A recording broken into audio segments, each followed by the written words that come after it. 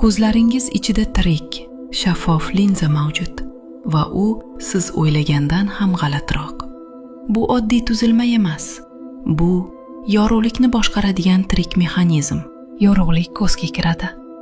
Avval shoh parda orqali o'tadi. Keyin linzaga yetadi. Linzada yorug'lik sinadi va to'r pardaga yo'naltiriladi. Uzoqni ko'rishda linza yassilanadi.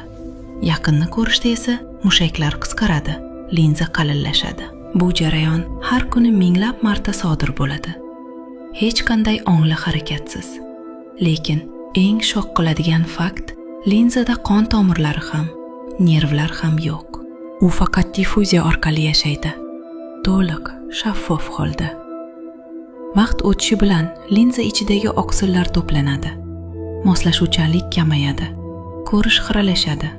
Bu kasallik emas. Bu fizika.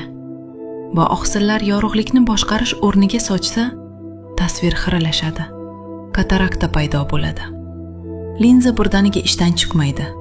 U sekin, jimjit qarib boradi.